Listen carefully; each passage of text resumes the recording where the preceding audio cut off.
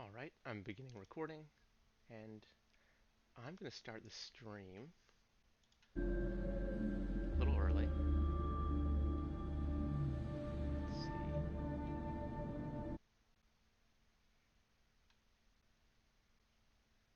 Go live. Yeah, let's do it. We working? Okay. Cool. So we're going to mess around in Sparta until 6, which is when I told everyone that I'd be... I'd be ready, but let me see if I can get to an overlook by that time. Messenia. Gotta love Athena. Gotta love the hoplites. Got the lambdas. For Laconia. Lacedaemonian. Which, as far as I know, oh, got 2 viewers already. Awesome. Yeah, so we're gonna check out Sparta to begin with. We're gonna synchronize here, get a lay of the land, and then we're gonna be on our way. So, famously, Thucydides wrote that Sparta would appear much less impressive to future generations than Athens, saying that Athens would appear more impressive than it actually was, because Sparta was so pretty rural and rugged. As we just saw, this is pretty damn good. We got all this red stone, planted or something, and look, we've got the Laconian plain. So I did promise that this was going to be somewhat geography focused in my geography class. And so what we want to look at is, this is the Eurotas River Valley. I don't know if we can find the Eurotas. That's a river. And if you look at the map, we'll start here. So let's situate ourselves. We are in the southern Peloponnesian Peninsula. You've got the Isthmus of Corinth that then connects to this entire place at the bottom of Greece. So let's assume, here's Athens, Thebes, etc. And here we have Laconia, and we're starting with Sparta. And this is the Taygetos mountain range that ends in Arcadia, and here are some highlands and rocky fixtures that separate Laconia and Lacedaemonia from the rest of Greece and from the rest of the Peloponnesus. And there is a river, the Eurotas, that flows through here. It looks like we might be able to pick it up down there. So we turn this bird around, or just get out of the bird. We can see in the south we'll have the river valley, but let's check out Sparta first. I love jump whatever height, and there's a naked dude with a terrible beard. Interesting. So the Spartan banner, this is good to know. So throughout Assassin's Creed, you're going to see this red banner with the triangle, the lambda, L, right? Means Lacedaemon or Laconia. So Laconia is the region. Lacedaemonia, I think, is also the region. I don't really know the difference, but they sound good. This is, of course, where we get the term laconic phrase, because it's how Spartans speak. It's short, straight, to the point, like the throw down your weapons, come and get them, right? Laconic phrase. Spartan's banner bears the letter lambda, standing for the Lacedaemon, the other name of Sparta. On their coins, the initials were lambda and alpha. So here we go, lambda, alpha. This emblem is inspired by Spartan shields bearing the lambda. While there's no archaeological evidence of these shields' decoration, they're known from textual evidence. So everyone talked about how every Spartan shield had the exact same thing on it. Most other city-states, everyone got to decorate their own shield. So you got a nasty face, you've got some fierce monster, a hydra, whatever.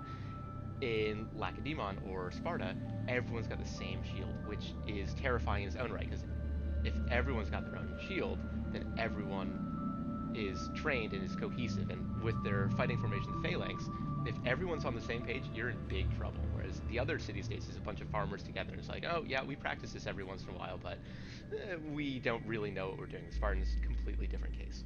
A fragment of a comedy by Eupolis tells that the sight alone of the lambdas on Spartan shields were enough to frighten Cleon. Cleon was an Athenian statesman. One guy, instead of a lambda, right, this is some other Greek person, but instead of a lambda, he had a tiny little fly. And most people have a big, scary ornamentation. The tiny fly is because he wants to get so close and up in his enemy's face that the fly itself is terrifying. On other occasions, shields were decorated by various iconographies, as shown on numerous faces depicting warriors. Fabulous. So here we have a Spartan coin. This is very odd, especially if you take my ancient Greek history class, because you know the Spartans don't have coins. So I wonder. Here we go. So it's from 35 to 31 BCE. So this is actually during the Roman period. Sparta is nowhere close to its heyday at that point. So if you have taken my class, you know can I ask the chat? Can I quiz the chat? What do Spartans use for money? I'll give you 5 seconds to answer. And if I was at all adept at Twitch, I'd be able to give you emotes or some sort of reward. Looks like we need a this couple. No one? Okay. So they use giant iron bars. The Spartans were like, money corrupts everybody. It's kind of true. So they said, instead of money, or instead of coins, which are useful, and that's why we use them, what's this? Instead of coins, we're going to use these giant iron bars that you can't transport. It's not easy. You're not going to buy stuff with like 300 pounds of iron. And so that was their idea of how to prevent corruption, just make money terribly inconvenient to use. The Acropolis of Sparta remains the theater of the Acropolis of Sparta with a view of the Taygetos Mountains. So, that's really interesting. The Acropolis of Sparta consisted of several buildings that date from different chronological periods, from the Archaic to the Byzantine era. So the Archaic era is like 750 BC to about 500 BC. This is as the populations are emerging from a dark age and up until the point that we have written histories. Hey, Teach, your mic is quieter than the game. Thank you. That's the kind of stuff I know. I need to know. Let's turn the volume down. Music volume is way too high.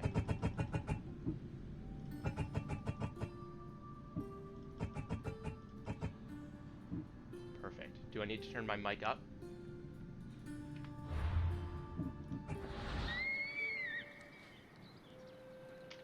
What do you think? Mic up? At the top of the Acropolis. So the Acropolis... Perfect. Thank you. So the Acropolis, Acropolis, right? This is a high point in a city. Sparta doesn't really have much of an Acropolis. If you look at Athens, you have that giant promontory. Same thing with Thebes. Sparta doesn't have much of an Acropolis. It's situated like where it is because of the river valley. So this is a very fertile, quite wide area for Greece. The Acropolis was a sanctuary of Athena dated to the 6th century BC, initially a sanctuary of Pitane. Near the sanctuary of Athena was the ancient theater of Sparta. The theater seen in game is based on a structure dated to the Roman period. The theater probably had a wooden stage, a fact supported by several inscriptions from the 2nd century. Excavations next to the theater also revealed connected shops. Right, so this is going to be a major location in the city. People are going to congregate both to do merchandise or to buy and sell merchandise, get whatever wares they need. Let's see, can we climb this? Thank you. But then, of course, go to the theater, because everyone loves to be entertained, even the taciturn Spartans. So, as I was mentioning, this is a very wide, very large river valley. So, for you geography people out here, if you look at all of Greece, you see that it's riven by mountains, and there is some plains here. Laconia is massive, and Boeotia is actually the largest contiguous area of arable land in Greece. And that leads to a lot of different polis competing with each other. In Sparta, however, it started after the Dark Ages as a confederate. I'm not sure if confederation is the right word, but there were 5 city-states in Sparta that gradually joined into one larger polis that controlled all of the Laconic Valley. Let's see what this temple is. Can I get in? I really wish, so unfortunately this is the education version, much to my chagrin, but I wish I could still rob people. I can push people around, right? Like big beefy guys like this, I can really mess with, ruin their day, but I can't kill anyone or steal anything, which is devastating. I wish I could at the very least pickpocket. So here we have the Temple of Athena Chalkioikos. And this is going to be one of the main temples of ancient Sparta. Athena Chalkioikos is going to be one of the patron deities of Sparta. So let's learn more. According to Pausanias, who is an ancient Greek historian, the two most important Spartan temples were the temple of Artemis Orthia and the temple of Athena Chalkioikos. And Artemis Orthia has a really kind of terrifying temple. It's like in the swamps and there's vapors coming up and snakes are all around there. It's crazy. Pausanias describes the building of the sanctuary of Athena Chalkioikos in great detail. It was located on the Acropolis of Sparta, west of the Agora. The Agora is the main center point where people will meet, confer, do business, talk to each other. This is kind of where politics happens, and the political and social structures of Greece are the kind of patron-client relationship. So even in Sparta, which has a relatively equitable society, there's still going to be rich or more powerful people conferring with the people who need them for support or asking for a hand. Maybe, I don't know, they need money or they need some sort of support. So that's where this is going to happen, is in the Agora, oftentimes a public meeting place.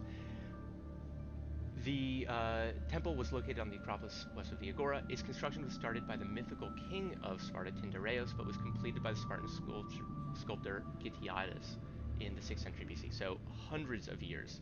Unfortunately, it really sucked to be living in ancient Greece where your people can't even build a whole temple in one lifetime. The epithet Chalkioikos, house from bronze, was attached to this temple due to the bronze and copper decorations on its walls. These embossed sheets depicted mythological scenes like Heracles' labors, achievements of the sons of Tyndareus, the legend of Perseus and Medusa, and the birth of Athena. The bronze decorations and the bronze statue of Athena were the work of Gitiadas, who also composed a hymn to the goddess. Okay, so there is a myth. I'm not even sure if it's myth. It's more like a scandal, and I'm going to see if I remember this. This is for much later in history than we've gotten in the class so far. But there's something about the scandal of the Bronze House, and man, someone ended up killing themselves in this temple, and it wasn't supposed to happen. It was like a big sacrilege. They got blood everywhere, and the goddess was upset. Damn, I can't remember what this is, but maybe I'll come back here once our class gets to that point. I believe there's another Pausanias who lived in, who was a Spartan king, and he actually was the one who helped defeat the Persians at the end of the Persian invasions. So typically pretty lauded. He then got a little uppity and led Spartan and Greek invasion forces of Asia. So they started going east to clap back at the Persians, and this is cool. He ended up falling from grace. It was something about the scandal of the Bronze House. God, I wish I remember this. So this is why I need my TAs to chime in or do research for me as I do this stream, because I can't switch out of this. So Pitana, like Missoa, Pitana was one of the 4 original villages that formed Sparta. The Aegeads, one of Sparta's royal families, originated here. So as I mentioned, there are 5 Spartan villages. This says 4. They're wrong, but it might be that there were 4 initial ones and then they found a 5th. So if we look at this plain, here's Pitana. I wonder, Valley of the Two Kings, this might be another one. This might be actually where the Shrine of Artemis is. So we've discovered Pitana, and I'm going to see if I can summon a horse. I restarted this game before. Okay, I've got a horse, but it's probably like really slow, and we're going to try to get to the other side of Sparta.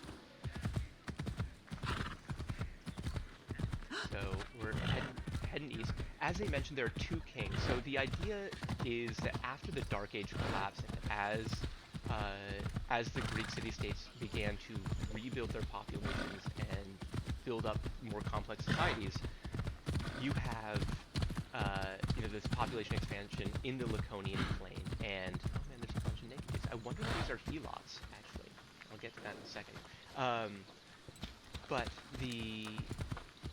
So as these multiple villages come together in the Laconic plain, they end up 2 of them supply kings. So Pitana supplies kings, supply a king, the Aegeads, and then there's another line of kings from another city, and we'll see if we can find that city.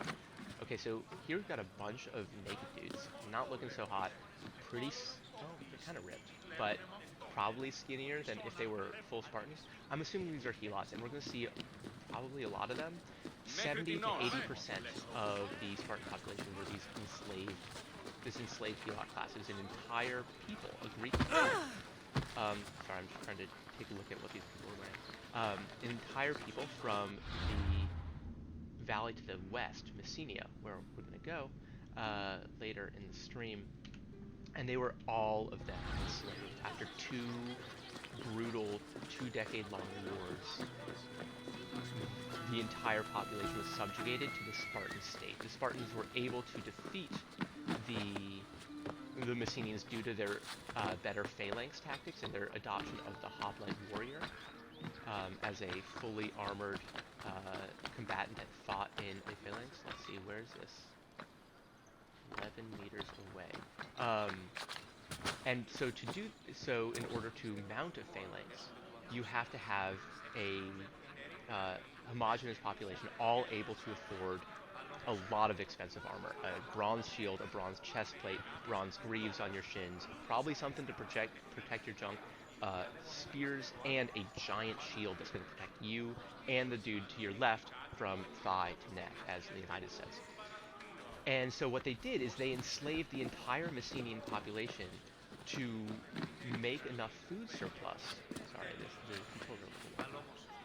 Let's do it. Come on. They enslaved the entire Messenian population in order to feed and equip their population, Spartan population, to be professional soldiers. And as I mentioned earlier, most cities are relying on citizen farmers to show up when they need to and have their whole panoply, their hoplite armor. But the Spartans, their whole male population was supposed to be professional warriors. They were not supposed to be citizen soldiers or like farmer soldiers. They were supposed to be soldiers, right? That's all they do. And then there's a classic in the movie 300, Spartans, what is your profession? They all chant, like they're warriors. They're not potters or bakers or blacksmiths or whatever. So let's see what's in here. Non-citizen soldiers. Oh, cool. So this will give you the other side of the picture. The Lacedaemonian army was not exclusively made up of official Spartan citizens, right? There's not going to be that many. There were, at its height, probably 10,000 Spartan citizens, or Spartiates, also known as homoioi, homo meaning the same, right? But then you've got the perioikoi, who are, it literally means the people who live around. Para meaning like perimeter, around. So the people who live near or close to those central 5 Spartan villages are going to be the people who maybe supply light infantry, skirmishers, archers.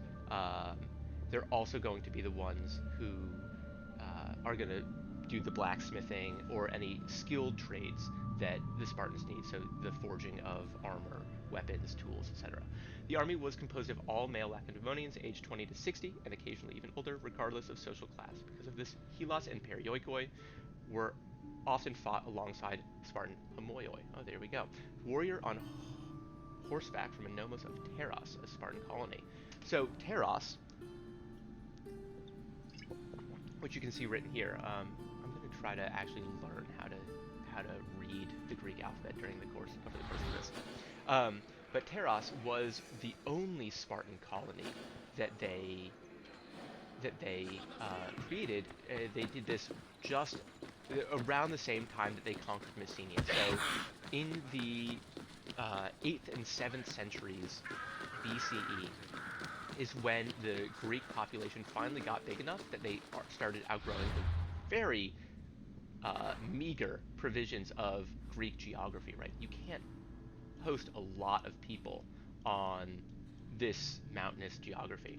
So in those centuries, the populations finally expanded to the point where they had to look abroad. And again, if I could successfully change screens, I would show you the map of the Mediterranean where all the Greeks settled. They settled as far away as the Pillars of Heracles or Gibraltar. Marseille was a Greek colony. They colonized a number of North African city-states, and they took a lot of land from natives, right? This is colonization in the time-honored classical way of, oh, well, we've got a superior military technology to the natives. They don't exist. Goodbye. So, peace. So, Teros is on the boot of Italy, kind of like if the Italian boot is it's like a high heel. Teros is down here on this point. And it was during these Messenian wars, as I said, they're two 20-year-long wars, brutal, and the men are always away fighting. And so the women get a little handsy with the wrong people, perioikoi, or whoever. They have a bunch of kids. The husbands get back like, WTF, we've been fighting and now we got illegitimate children? This is terrible. So those people got sent off. They were not allowed in Sparta, and those became the Tarentines. Castor and Pollux, Jugate heads of the Dioscuri. So those are the two brothers, Castor and Pollux, from a bronze coin of Lacedaemon. Castor and Pollux, the Dioscuri, were divine twins, son of Zeus and Leda, and I think Zeus became a swan and raped Leda. So yeah, just to make it more traumatic, when a god advances on you, he turned into an animal, which makes it really horrific. These are the brothers of Helen and Clytemnestra. Helen, famous beauty, right? The face that sent 1,000 ships to attack Troy. Clytemnestra was the wife of Agamemnon, and then of course, so the classic story of Helen gets snatched by Paris, and Agamemnon gets all these people together because there's a whole marriage pact here. That's why. So he and his brother Menelaus, king of Sparta, married Helen and Clytemnestra, these two sisters, the sisters of the Dioscoroi. And so Agamemnon, he assembles this giant army to go invade Troy, and then it's super awkward because there's no wind and they can't sail. It's like, now we're just like piddling our hands. He gets a prophecy that the only way this is going to work is if he sacrifices his daughter, even though human sacrifices looked down upon. He's like, okay, I'll do it. Brings his daughter out, cuts her throat. It's awful. And then goes off for 10 years to war. And like, see ya, Clytemnestra, my wife, goodbye. And then he gets back after 10 years of brutal. He's destroyed Troy. It's 10 years of war. He gets back. He's got like a war captive that's his new Bonnie lass, and Clytemnestra's just like, this is fucked. She draws him a bath. He gets in. He's just relaxing. Oh, this is so good. She throws his cape on him so it gets like heavy with water, and he's like struggling, and she grabs an axe and murders him. It's brutal. So that's Clytemnestra for you. Was it justified? I don't know if axe murder is ever justified, but like, I get it. That's all I'm saying. I get it. So anyway, the Dioscuri, one of them human and the other divine, they were linked to Sparta. As myth stated, they were born on Mount Taygetos. So those mountains between Sparta and Messenia in the west, the mountains that the Spartan army crossed to conquer Messenia, that's Mount Taygetos. It has multiple peaks. I don't think it does in this game, but we'll check it out. The Dioscuri were their protectors of the Spartan Kings and took turns in their royal duty. So that's really interesting, right? I mentioned there are two lines of Spartan Kings. I totally see how the Dioscoroi could be the protectors, one for each, right? Castor for the Aegean line, Pollux for the other.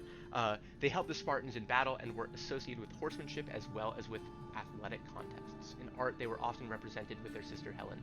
And Clytemnestra was, a cows to the side. An important number of marble reliefs of the Dioscoroi have been found in excavations of the Spartan area and are now kept in the Spartan Museum. So we got these two guys, and then you've got the Lambda and the Alpha on the other side. Once again, though, we have coins, and those are going to be from much later time periods. Let's see. Is it time? It might be time to cross the mountains. So this is Mount Taygetos, which we just talked about, and I think eventually, yeah, that's where I'm going to head. I'm going to try to take over the peak. So we'll check out this theater, and then I think head into the hills and we'll go into Messenia.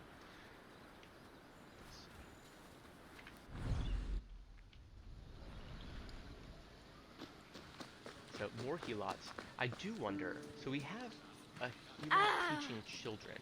That's probably not going to happen. Helots were kept pretty uneducated. They were really looked down upon. They were ritually murdered. This is a cool little shrine. Yeah, ritually murdered. This might be a tumulus, like a, this could be an ancient burial ground. So this is how they buried kings in the Bronze Age. So before Sparta became Sparta, well, when Sparta was the Sparta of Menelaus and Helen, this is the era that you would bury kings in these giant tumuluses. Tumuli? I don't know. Probably tumuli, I'm gonna guess that. Okay, so we got just like some classic worship, right? This is, you put the goat here, and then you cut it. I think they're pretty brutal. You know, so we were talking about the laws of kosher and how it's, you know, kashrut and halal killing is supposed to be as clean as possible, or as painless as possible. The Greeks are all about like checking out the liver. You know, they want to see what the spleen looks like because that's going to tell them the future. Because that's normal, right? And so I could imagine them like not going for the clean kill and instead just like tearing open a lung and being really brutal about it. There's a cool thing I learned the other day, which is one type of divine portent, or a way, divination is the word I'm looking for. Way to tell the future was like you go fishing, or you on a lake, they would they'd throw a bunch of like gross meat in the water, and based on what fish came to eat at it, that told you different pieces of the future. Now, how that's determined, I don't know. The closest I've ever come to divination is a Ouija board or a magic 8-ball, and neither of those were super effective. Okay, so we're back to the Katana. Let's see if we can go north before coming west. So we've got an olive grove, right?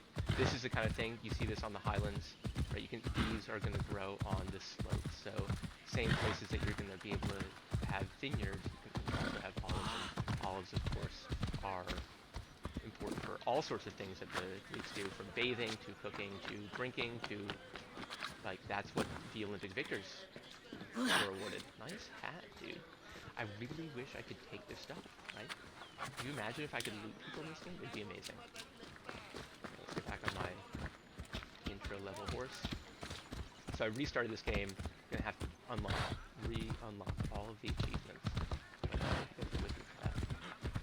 So this is Katana, as we mentioned, one of the 5 villages, still has some sense of independence.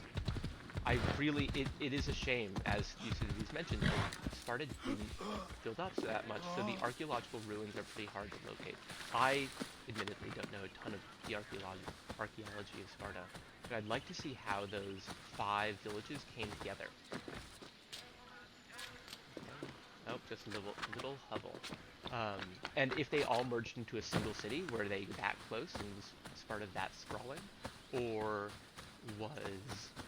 did they retain their independence? Okay. Let's see if there's any locations of interest as I hike into the mountains. That is really it. Okay, so I'm just gonna have to keep talking about Sparta as we hike this mountain. Luckily, that's typically what I do on my hikes, is talk about Sparta, or something silly. Very tall our horse. Horses are, even in this game, are pretty good at climbing mountains. So they've got the 2 kings, as I mentioned, and they also have the Gerousia. The Gerousia comes from the same root as gerontocracy, and Senate literally means old people. God damn, is that true today? A lot of old people in that chamber. So the Gerousia is, I think it's 30 people over the age of 60 who are elected by their peers, and they have a veto power over a lot of the affairs of state. So any legislation, I think a lot of the movements of kings or the raising of armies could be vetoed by that. And also, it's important to note that it's not like a formal veto. It's like we sign this paper and by force of law. It's really the influence they have, because in such a small state like Sparta, everyone knows each other, especially in the important people. The clout that an individual has is enormous. So when the Gerousia makes a decision, the kings really can't countermand it unless they want to go against all sorts of custom and, yeah, custom, tradition, law, and divine anger. You know, Cleomenes, the king of Sparta, right at the end of the Archaic and into the Classical period, he does some shady things. Oh, come on, Alex Arnold, you got this. It's incredible how simple. I just press the W key and he climbs. Love that. So the Gerousia, oof, look at that. The Gerousia was one of the veto players, and then another one were the E4s, and the E4s were five chosen by. Someone check me on this. I need fact checkers in the chat.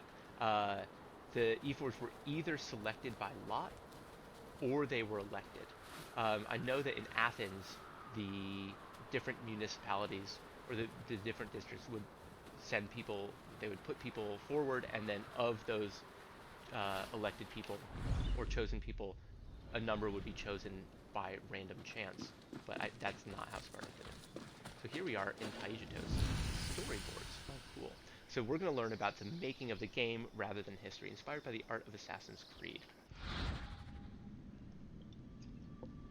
So storyboards are crucial in mapping out a sequence of events. These storyboards by Miguel Bouchard show the hero's family sharing some dramatic moments at the top of the treacherous Mount Taygetos. Okay, so admittedly, I haven't played Assassin's Creed Odyssey. I'll probably do that after I finish this. But yeah, so Mount Taygetos, very it's very important in Spartan iconography. It's there, right? You can see it from anywhere in the Laconian plain. It's always looming over you. It's very powerful. And the way that they're looking at this is as Mount Taygetos. This is the place where infants, Spartan infants who do not pass muster, they are epileptic or otherwise physically disabled, are thrown off cliffs. And it might be, but I think it's a different mountain. So, okay, so I don't know. We got a storyboard for a story I don't know. Any sense of this? I don't think I'm gonna try too hard, but it looks like a guy gets thrown off after. Yep, the kid goes tumbling. Uh-oh. And then, yeah, looks like she shanks the dude, I think. But I guess you gotta play Assassin's Creed to figure that out. Elected by popular assembly. Cool. Ooh, I got a new skin. Gotta use it. Popular election. Oh, I've got a bunch. Okay, so this is for the chat. We've got a number of different options. I just unlocked Alexios Hunter. We could be Greek tough guy. We could be Phoebe. We could be Amphusa. She looks very... Wow, actually I'm going to do that until the chat tells me otherwise.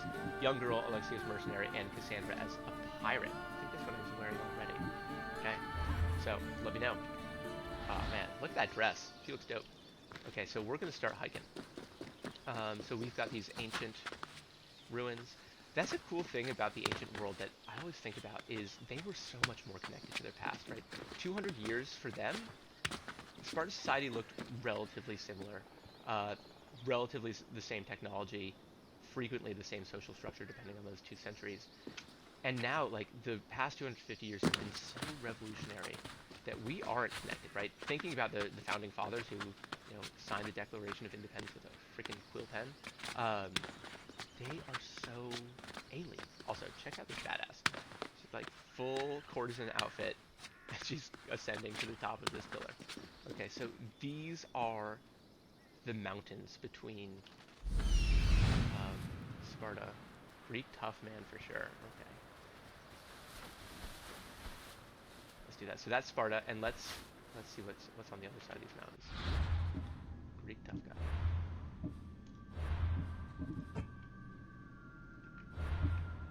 God, he is ugly. So pretty impenetrable.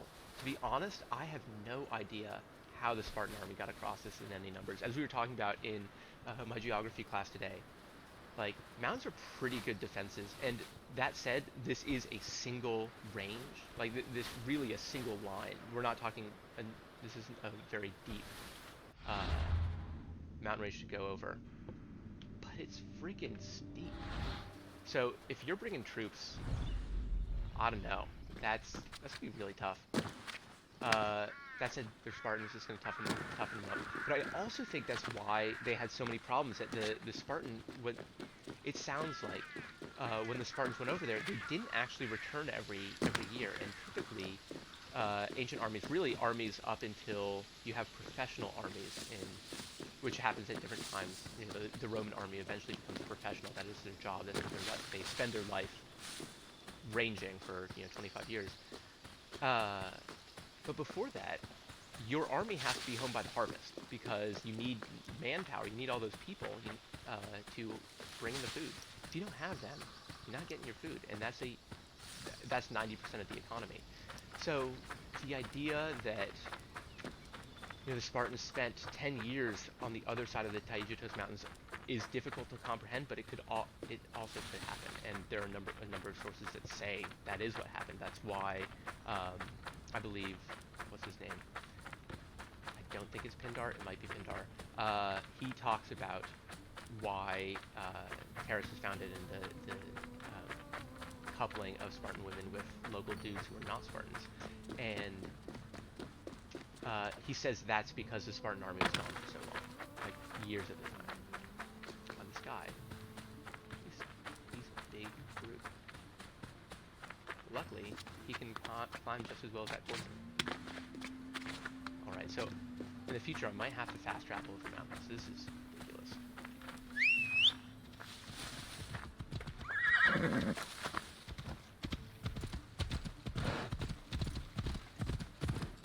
So we're going to go over to Messenia, which is where all those helots were captured. Got some snow. Looks like an ore vein. Alright, so we're in the new... Oh, this is Arcadia. We're definitely fast traveling at this point. Weird. Okay, so Messenia is... I guess that's a sub-region, so we're still on the right path. We just need to go southwest. No.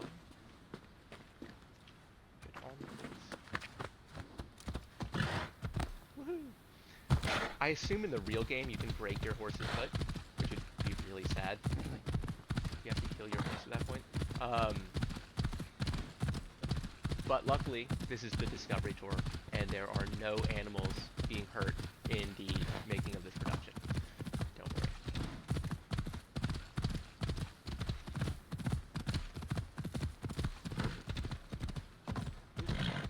And so Messenia was a very is another one of these very fertile areas. So between Messenia and the Laconic area, I knew that. I'm on the horse. Telling you what I know.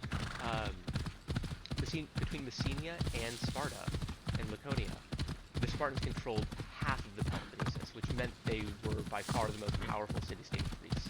Because, as we've seen, the geography looks like this. Right, you are building your cities in whatever grasslands, whatever small valleys that you can find, and they are going to be demarcated. They are going to be demonstrably separated by tall peaks. You're not, you can't build a large empire or a big contiguous state until the population gets to a point, the balance of power gets to a point that the Macedon is able to conquer the entire thing in the 300s under Alexander the Great's father, Philip. But that's not going to happen for a while, and so because Sparta enslaves the Messenians, they become, this juggernaut, a leviathan compared to other states. That doesn't mean they're invincible. People think these Spartans are invincible. It's part of this thing called the Spartan Mirage, where people are like, "Wow, that's so dope," but they're not as dope. They actually spend the first century of their consolidation of the southern Peloponnesus losing to people as they try to conquer more people. So the Tegeans and the Acadians and the Argives they all hold them back, and they realize they have to use diplomacy to take over the Peloponnese, or at least bring security to their lands. They are a very insecure people because, as I mentioned, 70% of the population are helots, so they're always terrified of revolution. This is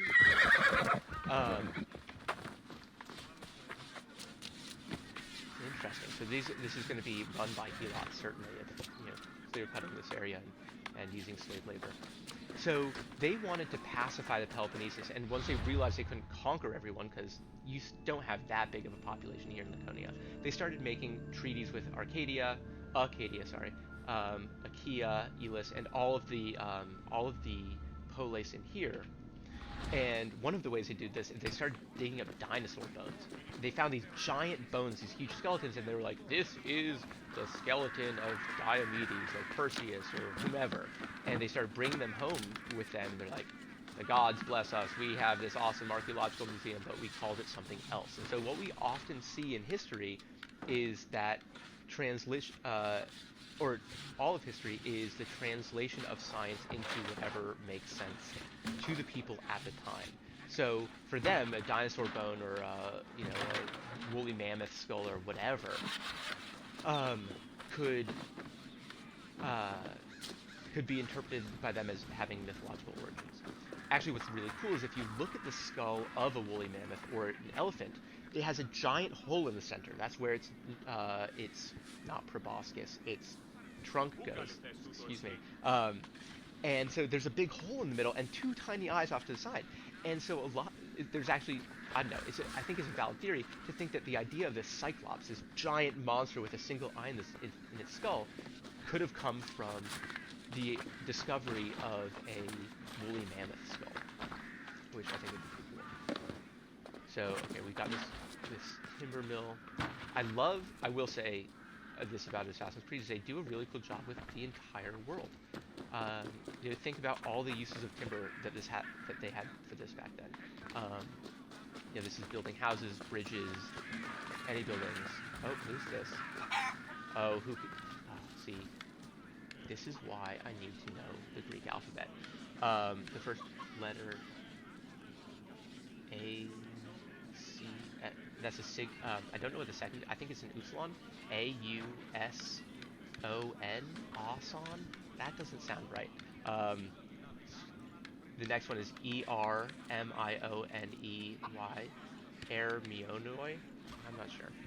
I also, even if I could read it, unless it's transliterated to English and it reads like English, I don't know Greek, so I don't know what the point of that is.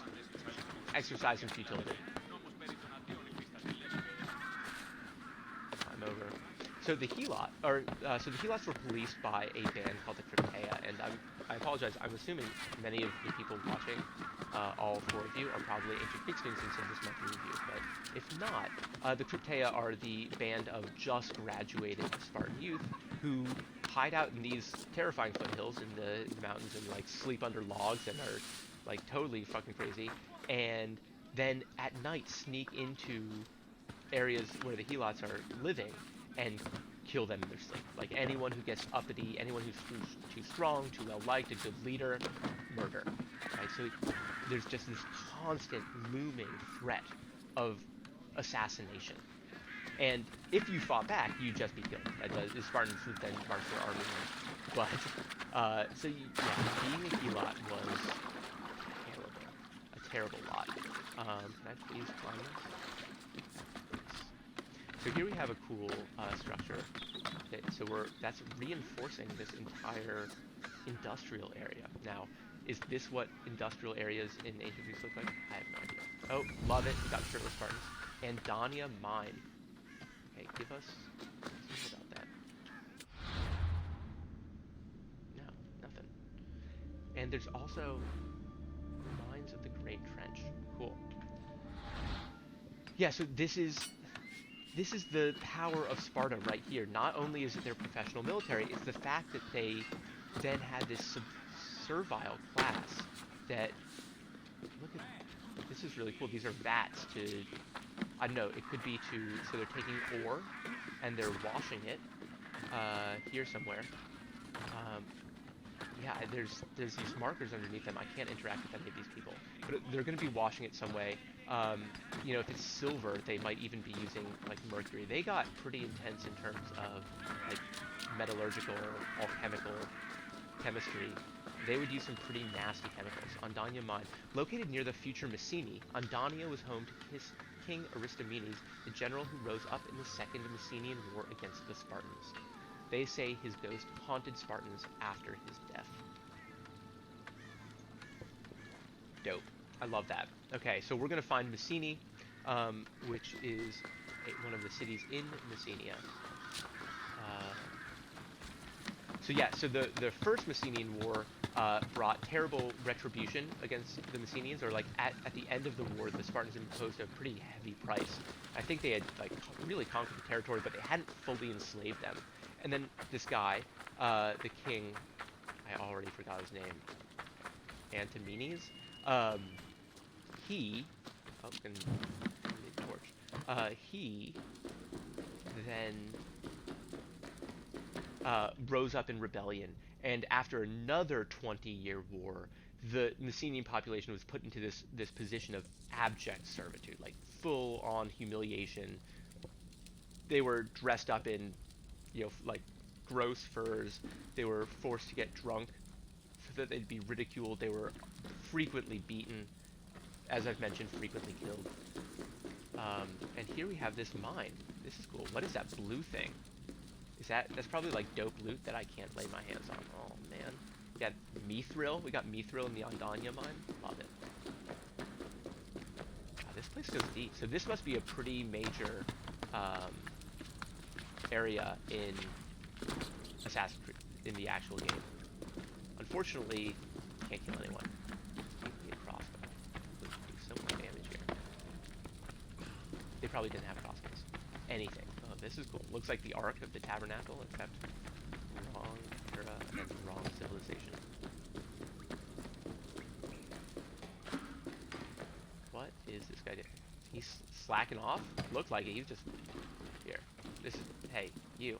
Yeah, there we go. Keep swinging. Oh, he dropped his pick. Hey, yeah, keep doing it. Keep working. I'm pretty sure the main character of Assassin's Creed is Spartan. That would make sense, right? They're gonna go for the macho warrior society. This guy's chunky boy. It's so...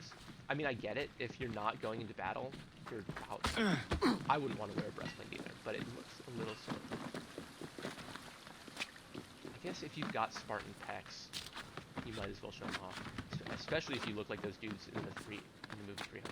Like, the amount of tire flips they were doing just to get in that shape, absurd. Let's check out where we are. So we've got this mining complex. This is honestly very cool. I really like this. Got all this water to help wash the ore. This is east. We want to keep... Oh, we do want to get those ruins. Oh, let's go here first. So we've got a Temple of Zeus in Messenia. What I'm looking for is Ithome. So, as anyone in my classes knows, or actually only one half, Ithome is the final redoubt, the final stronghold of the Messenians.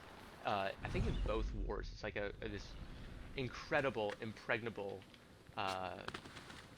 almost impregnable mountain fortress. If you look up Google images of Ithome, it's this really jutting promontory. And I know that it exists in this game because I've used screenshots from this game to in my classes, in my PowerPoints. So we'll see if we can find that. In the meantime, I'm gonna check out this view up top. Yes. Got more olive. Nope, not olive trees. We got this.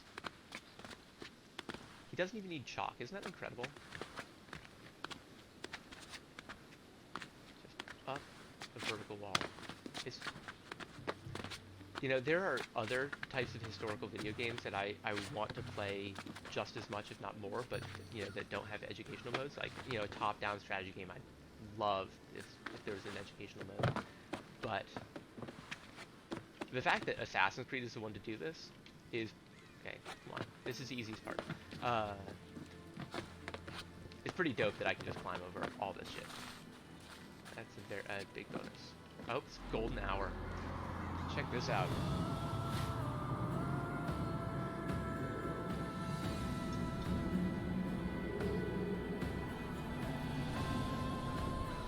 Okay, so I'm gonna hit up this temple of Zeus, and then we're gonna go to that promontory.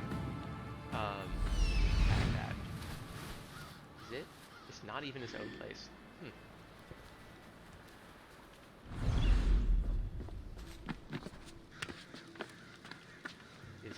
Is this Zeus? Oh, we're gonna have a bunch of statues of Zeus. Dope shield, I love it. And that in his hand. I think that's a lightning bolt. I can see it. Pretty cool.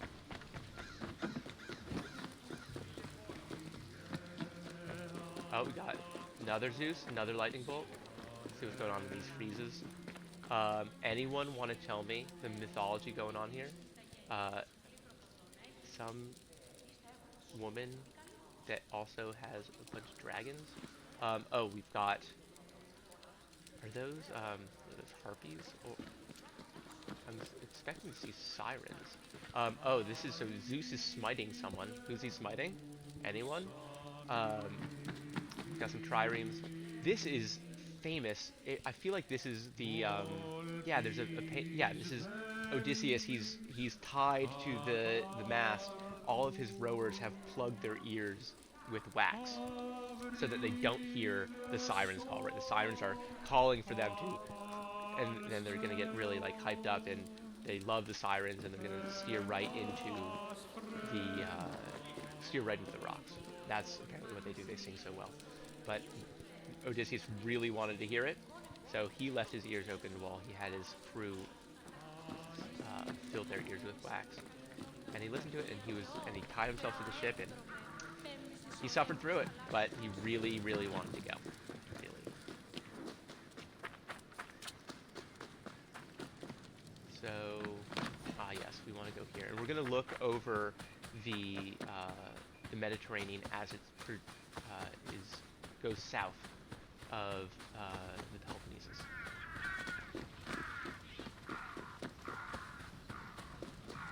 Got more praying people. This is nothing, unfortunately. So this would probably be a cult shrine, minor local god. Right. So if you think about it, or if you remember that all or most natural objects, be they like a specific promontory, a body of water, a type of tree, etc., oftentimes they were linked with spirits, either one or many, and so you'd have a lot of local cults, and there's probably one that's just like their local bramble bush dude, and they're like praying to him. It looks cool, and they give him a goat every once in a while. So let's see if we can find anything out more of Messenia, and then we're, I think, going to head back to Sparta. How far are we? I believe that there's a lot of areas over here, so this area is all about the Peloponnesian War, which is coming up, and so I think we've gotten most of what we want out of Messenia at this point. We may come back in the future, but we do have this nice slide. I will at least get to the road, check out the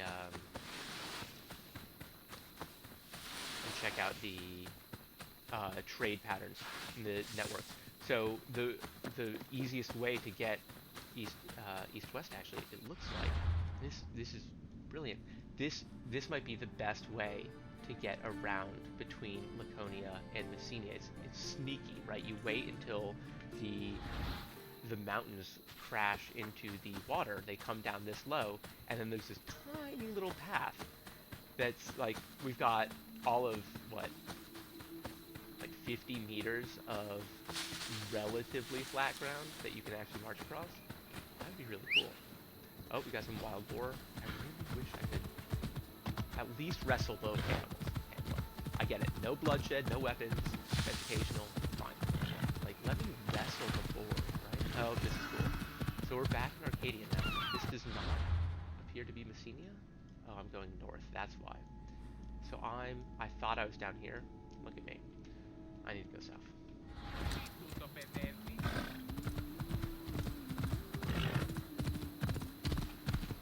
Once I get older, we'll see. Once I run out of things to say, now I do this. Interesting. So this is a crossroads. Once I run out of things to say, oh, there's tours and discovery sites, none of which I've found. That's devastating. I can press Z, and it automatically follows the road. Fabulous. So this is when I open up my Thucydides and I start. Oh, apparently not. Doesn't follow the road.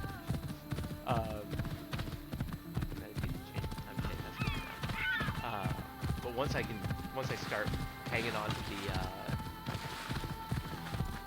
holding on to the reins and let the AI take over, then I'm gonna start reading to you guys. Great. Read Thucydides, maybe some of the books that my students don't read. That'll be great. I'll read through them. Man, riding through Messenia with a blazing torch, let me be real, this would be terrifying. The helots would think that someone is out to kill them. This might be Pylos, or, yeah, the Pylos military camp. We're not going to do this, because this is going to come during the Peloponnesian War. So we're going to continue on this road.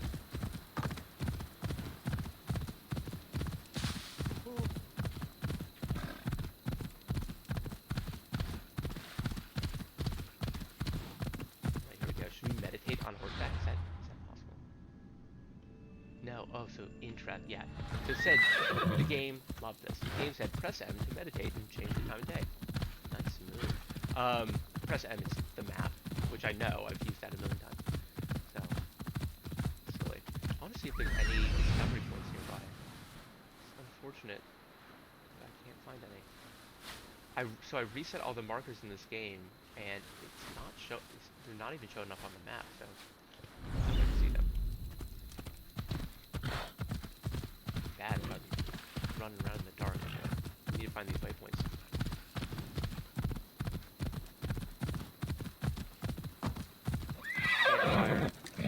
But they went running, right? They see a guy. This is the ancient Spartan equivalent of the KKK, where they're just like, there are people riding through the night to terrorize the locals.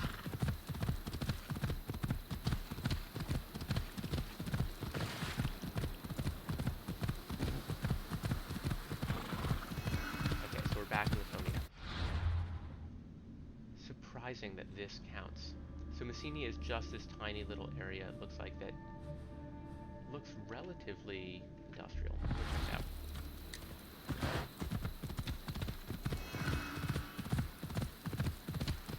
Can't keep track of these damn regions. So one of the big mysteries that we don't know is how the land in Laconia was actually divided up. It seems that at the end of the Messenian Wars, a good portion of it was divided equally between all Spartan citizens. And then another portion of it was held for nobles or whatever people with influence. There's also a good chance, because they had horrible inequality at the time, that the Spartan nobles got to keep their ludicrously large estates back home in Sparta that they had taken from the poorer people, but that the poor people were then given a plot of land in Messenia that was tilled or worked by the helots, and that they then reaped the produce of it.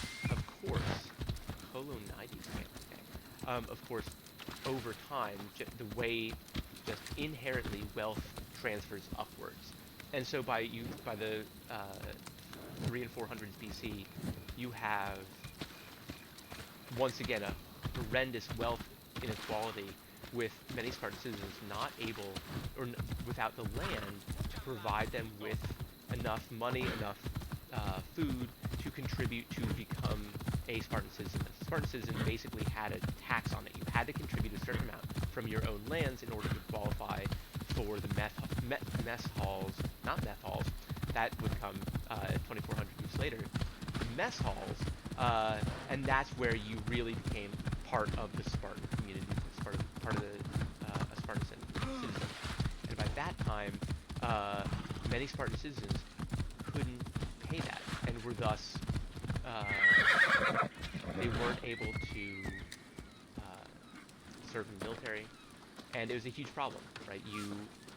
The Spartans were having a terrible the Spartans were having a terrible time with their population declining. This was at the end of a 30-year war with Athens, and they needed everyone they could, and then they were depriving Spartans of their citizenship because of this wealth transfer upwards, right? The more people, if people die and you have inheritance issues, over time, those parcels of land in Messenia were then divided between fewer people. So this is some sort of military camp. I assume it's Spartan. Does anyone see flags anywhere? Yes, so it is. We've got that lambda. But then you also have this flag, and I can't tell what it is. It looks like some sort of... Okay, so that's Zeus.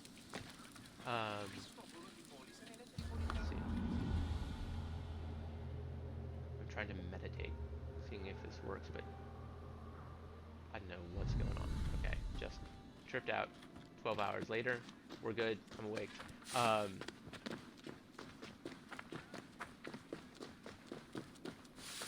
Yeah, so you have to have a mechanism for redistributing wealth every once in a while. Well, sorry, not to be a socialist or anything, but it truly, some of the most, well, at least in the ancient world, you had things like the Jubilee year, right? Every 7 years, debts in the Old Testament, debts should be forgiven, right? You can hold the debt for 6 years and then done. And that, I mean, that does mean that you can't give long-term loans, and you can't have a huge amount of capital generation or formation, but it also keeps people out of debt. It keeps a relatively equal society. So there are pros and cons. You know, we have really gone for the high debt version. We're just running on debt. Yikes, someone screwed up this Apollo statue, or temple. What happened here? Interesting. So you see this shield? This is actually a Boeotian shield, or a Theban shield, and this wouldn't come around until the second half of the 5th century BC. So between, I think, 450, 400, the Thebans created this shield. What's really cool about it, so typically you have the hoplon that's a big circle, but this one has these slots in it that you can stab a spear through. So rather than like the overhand thing, which, let's be real, how long can you hold like a 10-pound spear like this, and your life depends on it? Your shoulder's going to feel terrible. But if you got this is also a pretty good option. You can like hide behind it, right? You can get down. I know, I'm kind of a fan. I'm also a bit of a pansy. To be honest, the fact that I never have to engage in hand-to-hand combat, great. That is one of the boons of the 21st century, is that whatever calamity we're going to see, I don't have to hopefully will not get shanked by like a piece of steel this long. Ugh. Alright, Ipaea. Before Epimelides of Thebes renamed the area Corone, it was known as Ipaea until the liberation of Messenia. So the liberation of Messenia happened in around 362 BC. So this is 40 years after the end of the Peloponnesian War, 40 years of Spartan hegemony. They won this giant conflict, and then they kind of exert a dictatorship or empire, loose empire, over Greece, and they overextend themselves, and they end up getting smacked in the face. So after the liberation of Messenia, that's what happened. The way to finally kill Sparta is by freeing the Messenians. The area had a sanctuary to Apollo Koritos, who was celebrated for his healing powers. So this is likely, that's probably not Apollo. This is likely a Messenian temple that the Spartans destroyed? It was probably destroyed by an earthquake. I can't imagine the Spartans actually destroying the temple. They would just repurpose it for themselves. But it does look, I mean, it looks decimated, and they've hung their lambda flags on it. They're obviously claiming it. So yeah, here you have a this is a trophy. So at the end of a battle, you would get a bunch of shields and helmets, or you loot the dead, burn the dead, loot the dead, vice versa. Loot the dead, burn the dead, and then you take all that stuff and you put it in a pile and be like, look how awesome we are. And the place where it was erected was the new demarcation line between the polis.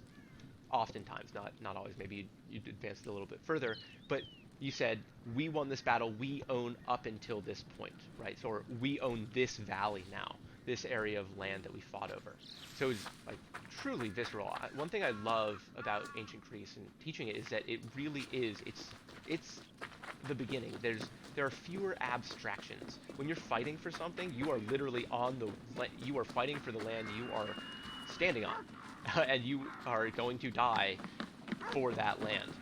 And you're standing shoulder to shoulder with your fellow citizens, right? The same people who are voting, who are, doing stuff in your city with the same equal rights as you.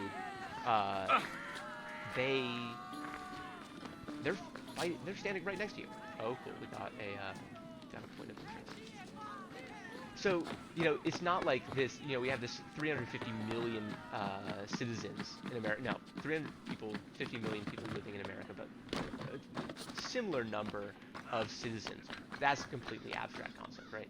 But when you can see every other citizen on a field and stand with them and then fight and die with them, oh my god, it's a completely different thing. War machines. Ooh, this is interesting. Siege scenes from the monument of Nereides. Soldiers besieging the city to climb a ladder on the wall. Let's check this out. First, let's hide the text. Can we see this? So they're climbing a ladder. Yeah, I was gonna say, in the game there are battering rams. We will talk about that because I don't know how legit that is. Several Greek authors have left us works on siege tactics or how to build war machines. However, artillery, such as catapults, were not yet invented at the time of the Peloponnesian War, so 431 to 404. It would take another century for them to appear. The main war machines used at this time, called Mechani, were mostly scaling ladders, battering rams, and tortoises. Okay, so they did have battering rams. That makes sense. I mean, how hard is that? Oh, they have a gate. Let's break it. They're smart. All right, the catapults, I get it, but they can figure out a battering ram. There are two known instances of incendiary machines, but we don't know exactly how they worked. The Thebans used one against the Athenians at Delium in 424. Interesting. We'll talk about that. And the Spartans at Torone in 423. So only twice. I wonder how effective they were. So yeah, they're scaling the walls. Okay, cool. Battering rams could knock down gates, of course. Scaling ladders, apparently flamethrowers, but also what's cool is one thing I like is with the whole siege thing, they really didn't have a good way of figuring it out. So instead of like trebuchets or cannon, all the cool stuff, or even like ballistae, they just built a wall around their wall. So it's like, haha, you got a wall, but haha, we also got a wall. Let's starve you out. So then you'd have these sieges. Then you have like Julius Caesar doing the same kind of stuff because Roman legions could build anything in the day. They're crazy. And they built a wall around Alesia, and then they built a wall behind themselves. And then they had this crazy double encirclement that they somehow won. Julius Caesar is wild. Also, he's wild because, I mean, he wrote his own history, so obviously it's going to come out all right. Okay, we're burning things. What are we doing here? This is some sort of, I wonder if, no.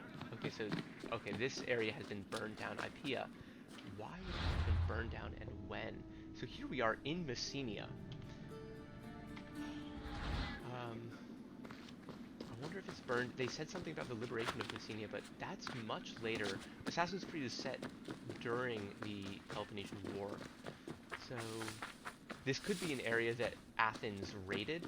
Athens, of course, had a tremendous navy during this time, and a lot of their strategy revolved around like turtling up at home and raiding the Spartan coast. But the Spartans didn't really care, to be honest. They could deal with it. The Athenians couldn't go that far inland. They really relied on staying mobile and on the water. Yeah, what are these? These might actually be pyres. Any guesses? Would the Greeks perform funeral rites for their enemies? Good question. No, probably not, unless there were no enemies left. But what would happen at the end of a battle would be that there would be a formal truce. So Greek warfare was very ritualized. You went out to a battlefield and you know, I don't think you shook hands with the guy, but you basically might as well have.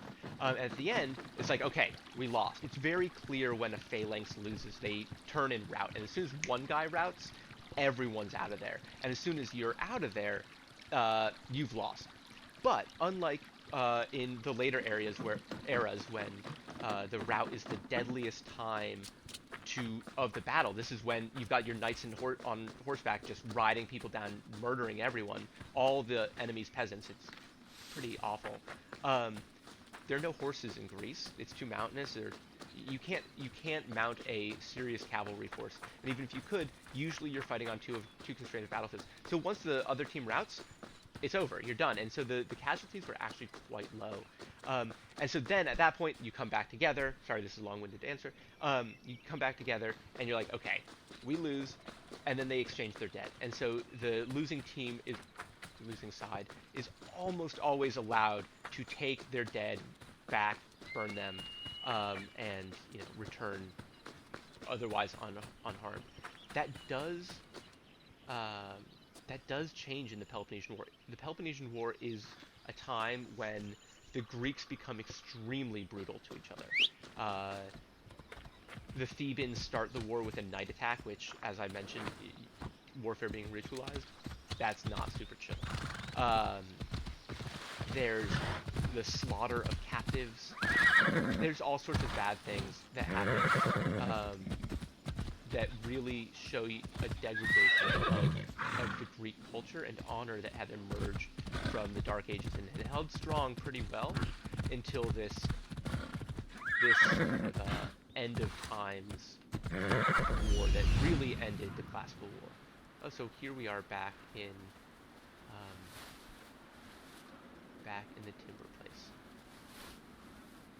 There are supposed to be all sorts of things. Let's travel back to Sparta. Messenia is... I think we're done with Messenia. So the Gythian Watchtower or the Helot Lookout? Well, in honor of the Helots jobless, we're going to go to the Helot Lookout. The chosen ones. Ancient priests were not organized like clergy into a tiered structure. Unfortunately, I learned too fast to get the whole thing.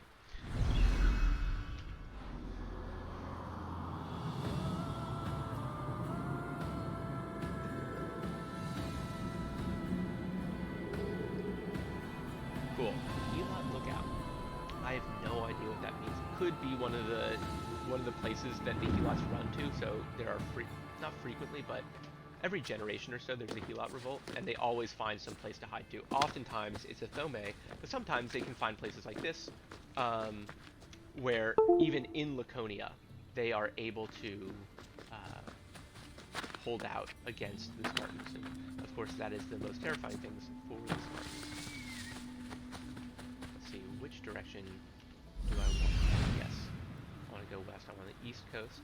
Over here this is Acadia, and over there are the mountains kind of near. Right, so I think I'm looking. Oh, not even close. So this is still Argos down here. Corinth is on the other side. All right, let's make our way back.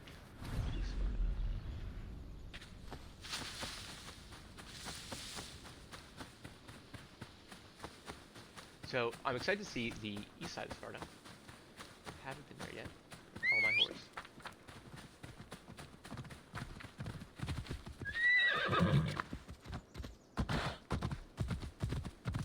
So I'm thinking I will do Athens on Thursday. And again, so Sparta is going to have a lot of things. and I imagine that I'm going to try to only do the things that are really that really only pertain to the Sparta up till about 500, 490 BC, which is where we've gotten to in class. The perioikoi, remember the dwellers around the non-Spartans may not have been equal to Spartan citizens, but they too were involved in the military affairs of the Lacedaemonian army, serving as hoplites. And also probably as light infantry as well. Croquet. Okay, so we got laundry. Love that. So we've seen this design before. Water. Where's the water coming from? Unknown. There's a trough. I wonder if this is rain-fed. If there might be a well, but we're at the... I guess we are at the top. No. It could be a well. I'm going to go with a well. We've got a laundry service. The use of amphorae, right? Nice sukkah, reed buildings. Not the biggest fan. Not great insulation, but you know, if it's summertime, screw it. So these, as I was mentioning, are the perioikoi. Perioikoi. I have to figure this out. And so they do all of the artisan craft or the skilled crafts. I can't. Let's see. First person. I don't know what that is. Is that bread? It might be bread. Yes, they're baking. Let me turn down my... Okay, we're gonna go back to third person mode. Gotta find the right sensitivity settings.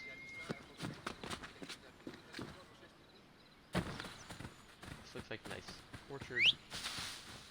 Yeah, so laundry, bread baking, those aren't really skilled crafts, but also probably smelting, iron making, tanning, things like this, making clothes.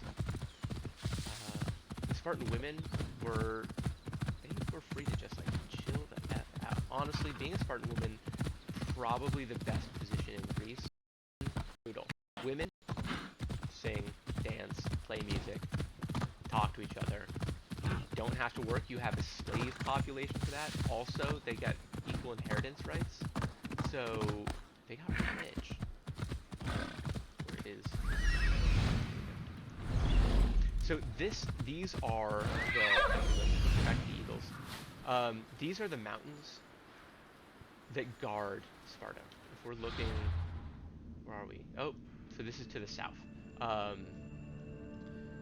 Yeah, so never mind. So this is going to be the southern tip, where Sparta has a coast. It never really built much of a presence on the sea. Interestingly, we'll check out what it does. I don't know of Sparta having, much of any sea presence. But of course, they do have quite a large coastline, so it would make sense that they have some sort of, if at least a shipping fleet, a port. But honestly, I've never this is the problem with the histories that we get, right? The histories that come down to us are major political and historical works that are talking about the big events of the day, and Herodotus is not talking about it's like the regular deal. And unfortunately, that's interesting to know. This is why people forget that. Sparta based its military power mainly on its land troops, preferring to use its allies' naval contributions. Despite this, they used Lithion as a port. So this, I think, probably became bigger and bigger at the end of the Peloponnesian War. Spartan religious institutions. So, so Lithion is a port. That's going to be, this is, probably the biggest one we have. So, religious institutions, that's an interesting way of putting it. Spartan priests and priestesses were not professional. In fact, they were basically anyone. So, first off, everyone can perform priestly rites, or what we think of as priestly rites. Anyone can sacrifice, anyone can pray to a god. It's democratic, it's easy access. The big, so when I think of rites, and again, look, I'm not the best cultural person, and that's one of the reasons I'm playing this game. This is a good look at the culture of ancient Greece. But when I think of rites, I think of sacrifices, and Spartan women were just as capable of performing them, and also frequently you'd have different rites or different cults for the different sexes. So you would have, so you would have women who would pray to specific deities or even be responsible for certain rituals. I know that in Athens there's the Thesmophoria, and then the women who did it were the Thesmophoria Zeusai, and I believe it's when all the women in Athens took something that made them go crazy. They like shut down the entire city and they reveled. Maybe ripped off a few heads in Bacchanal type thing, but yeah, it was pretty nuts. So they were. I think it was actually a place of equality in the religious customs of ancient Greece. Towards the end of the Peloponnesian War, the Spartans built a fleet that was about half the size of the Athenians, so they could defend against naval attacks to the east and south.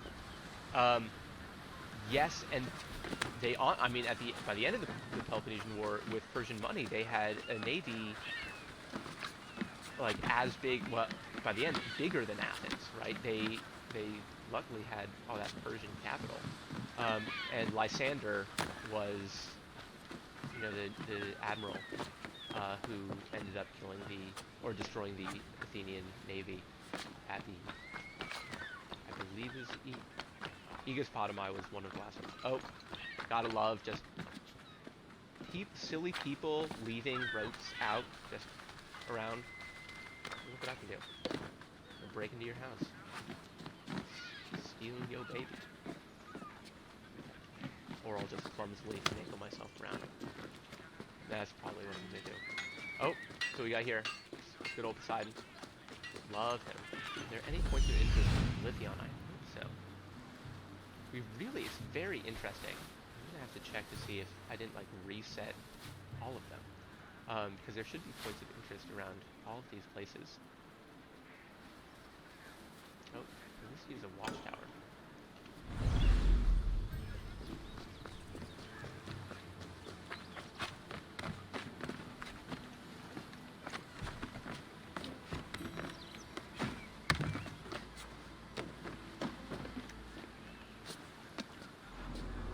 Man, how awesome would it be to take a class trip to Greece? I'd be so down. Especially when it looks like this.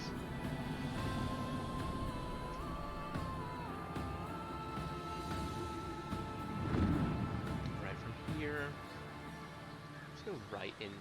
I'm speaking too much. Let's go right into a tour. So I'm gonna fast travel to Sparta. Spartan education. Muy classico, right? We gotta do the Agoge. Life of a Spartan woman, not a bad one. Excuse me while I stretch. Too long sitting gives you blood clots. Let me teach you not only about history, but about avoiding a sedentary lifestyle. Ugh. Good stretch every hour. Been going too long. Alright, here we go. This guy's probably Leonidas or something. Welcome, visitor. Classic. To where Spartan boys become Spartan men. Who are you? Do we know who Leonidas is? Do you want to do this? What do you think of this place? Let's just begin the tour. If you need, I'll tell you who Leonidas is. The Agoge was Sparta's strict education system. The strenuous regimen took in the young boys and then reshaped them until nothing was left but the strength, intelligence, and resolve of a perfect Spartan citizen. I will find you once your visit has ended, and we will talk further. Until then, visitor. All right.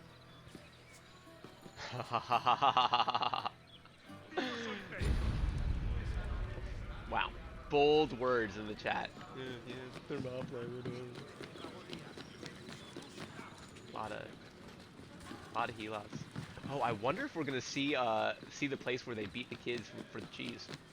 Sparta was a Greek city located in the Peloponnese. It differed from other cities of the time in that it had no walls. Sparta originated as 4 neighboring villages: Patane, Limnes, Mizoa, and Cynosura, all of which shared the same political, military, and religious life. After 2 wars with the Messenians, the city's territory expanded even further. By the 5th century BCE, they allegedly controlled almost half of the Peloponnese. Okay, so this is what it looks like now, right? So Thucydides wasn't lying. Sparta looks pretty lame. You know, when you think about Athens, capital, Greece, but also you have, boom, Acropolis, Parthenon, looks dope, even though the Ottomans screwed it up. Dude, if that's all the Ottomans did, I'm so angry about that they blew up the Acropolis in the 1600s, or they stored a bunch of munitions in it, like idiots. So, as Thucydides says, Sparta's not going to impress anyone later on because they got bupkis, whereas the Athenians, they built a lot. You know, Pericles turned up. The Agoge was the military training and education program undergone by villages. Sparta's male youth. Grooming men for war was one of the city's main priorities. Boys began their training at the young age of 7 and completed it when they were 30. It has been said that Spartan infants were inspected for weakness shortly after birth. If they were deemed too sickly, they were thrown into chasms. However, this information remains unproven. Yeah, but the healthy still boys were it. considered suitable for Too training. When they came of age, they were removed from their families and were placed into service of the state. Their education included subjects like reading, writing, and even music, but was mostly focused on tough military exercises meant to turn the boys into efficient soldiers. The Agoge was divided into 3 cycles, one for boys aged 7 to 12, one for adolescents aged 12 to 20, and one for men aged 20 to 30. Each cycle included different exercises for refining the body and mind. Importance of education. Okay, so we got dope painting. It's from a while ago. Yeah. Is this baby good enough, or do we have to toss him into the chasms? The organization of Sparta's education system is attributed to Lycurgus, the mythical Spartan lawgiver, who's so hardcore that, you know, like Solon goes on a pleasure cruise to be like, we're not changing the constitution, I'm out of here. Lycurgus goes into a cave and starves himself to death to be like, I'm a hardo. The Agoge system not only educated and socialized Spartan youth, passing the Agoge was a political requirement to become a Spartan citizen, and failing the program or refusing to participate resulted in complete exclusion from Sparta's citizenry. Yeah, that was real ostracism. You did not want to fail the Agoge. So we got some... What we got here? Is that like a weapons rack? Are these bunks? Yikes, so this might be where kids... Right, so every year, the Spartan kids would be given like 1 shift, and that's it. That's all you get for 1 year. That's the legend, right? So a lot of Spartan bravado and like dopeness. It might be exaggeration by later generations. That's cool. Spartan soldier. Sparta played a large role in defeating the Persians during the Greco-Persian Wars in the 5th century BCE. They held their king Leonidas' glorious death at the Battle of Thermopylae in particularly high esteem. Because Leonidas was killed in battle, Sparta believed he died a good death and showed incredible bravery, qualities to be held as a model for all Spartans. This idealized bravery was embedded in the city's collective memory and was the main quality people strove for in the Agoge. Cool. Yeah, so it's possible that like the whole Spartan like bravado thing started after Thermopylae.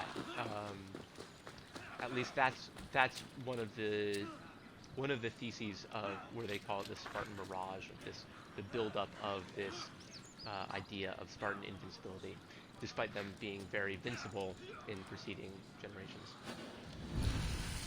Alright, so we're going to check out a Greek face of the Panathenaic Games. Why are we looking at this though? Panathenaea, of course, happens. This is the all Athenian assembly of the games, but here we are in Sparta.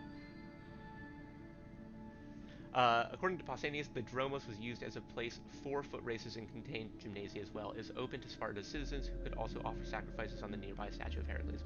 Alright, so we've got someone flamed me in the chat.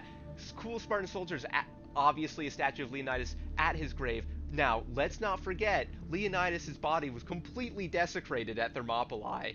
His head cut off, his like brutalized. Xerxes ordered this to happen, and then afterwards he feels contrition. That's what we're told.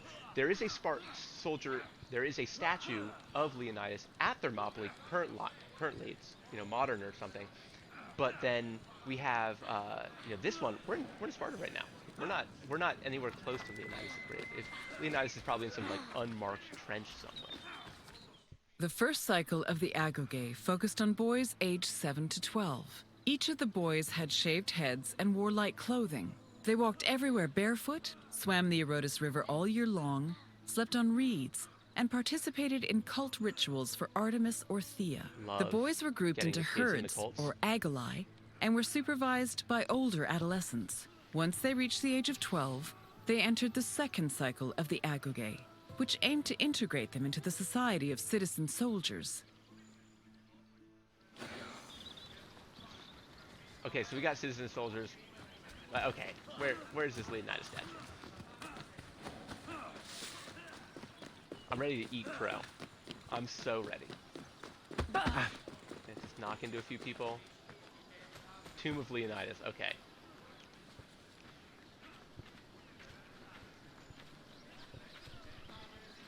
I don't know. That's crazy, right? Leonidas is, as far as I know, in some shallow, unmarked grave by where the Persians were camping in 480 BC. The Agoge's second cycle included boys aged 12 to 20. When they reached the age of 20, the young men were dubbed Erinyes and could officially serve as hoplites in the Spartan army. Until the age of 30, Spartan men lived in communal mess halls called Sesquenia. From the age of 22 onward, they were permitted to start a family, but 30 was viewed as a more appropriate age to get married. Spartan men served in the military until they turned 60, when they were designated as elders, or gerontes. However, many were known to continue serving anyway, such as King Archimedes III, who fought in the army until he was killed in battle at the age of 62. Shouts out to Archidamus. Yeah, he was the Spartan king at the beginning of the Peloponnesian War. Didn't even want to go, right? So how many people in the Peloponnesian War were generals and didn't even want to, like, do the fighting? Right? You see that at Sicily, when you've got, what's his name, Nicias, leading the Athenian. Oh my God, what a disaster. The Agoge encouraged the education of many peculiar practices, one of which was theft. Young Spartans were encouraged to steal food to supplement their meals, and if they were caught, they were severely punished. Yes, someone asked about the philosophy or practical lifestyle. Yeah, I mean, it was definitely a philosophy, right? It's a full-on way of life. I think it's pretty profound in terms of ideology and worldview. Another unique educational practice was the crypteia. This is what I was talking about in Messenia, in which elite 18-year-old Spartans were sent off on their own with only a knife and basic equipment. During this time, their main goal was allegedly to hunt down and exterminate helots. Plutarch believes this practice was Sparta's reaction to the helot revolt of 460, but it's also possible that it existed as far back as the 7th century. BC. Plato, meanwhile, said that the crypteia was meant to teach Spartan youth how to conduct clandestine operations and survive under difficult conditions. So frequently, the Spartans were put under immense duress during their training and even afterwards, both so that they could handle any situation that came up during a military campaign, but also to make military campaigns kind of like a vacation, right? If you're marching to war, it's going to be easier than training. Progress in the Agoge was also tied with the growing of hair and facial hair. At the age of 20, Spartan men were permitted to grow their hair long, and at 30, they were finally allowed to grow mustaches. So you got a bunch of greasy dudes, long hair, beards, no mustache. That is like the worst look ever. Dude, like Hercus, no sense of chill.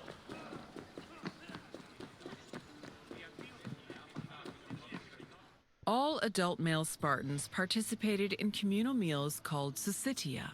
The attending Spartans contributed different kinds of food on a monthly basis, in addition to a small sum of money to pay for meat. Each man was entitled to one portion of a meal, with the exception of the kings, who received 2 portions. Syssitia attendance was mandatory for every Spartan fortunate enough to be part of the group.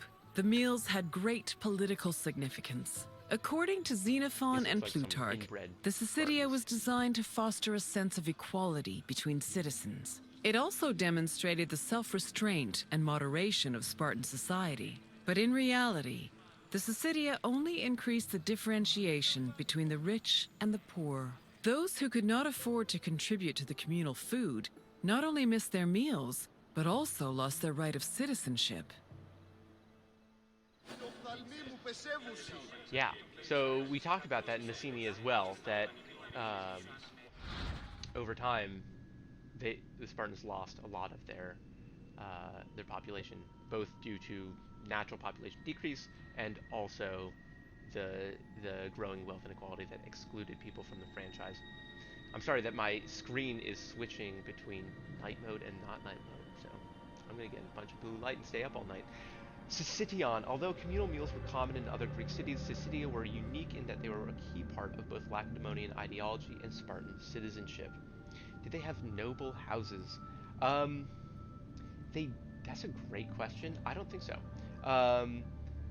They certainly had families, and there was going to be some credence or credibility given to families, but a big part of Spartan society is that they are homoioi, right? They are equals, Spartiates, and that's before the Messenian Wars, one of the reasons they went was because of this yawning wealth inequality between aristocrats and non. And afterwards, they kind of said everyone's an aristocrat. And so, thinking about both Sparta and Athens, it's almost like it's a very large aristocracy. They actually just widened the highest class to a huge proportion of the population, right? Relatively speaking. So if you think about Athens, Athens was a democracy that only 30% of the people could vote in, right? Adult males, citizens.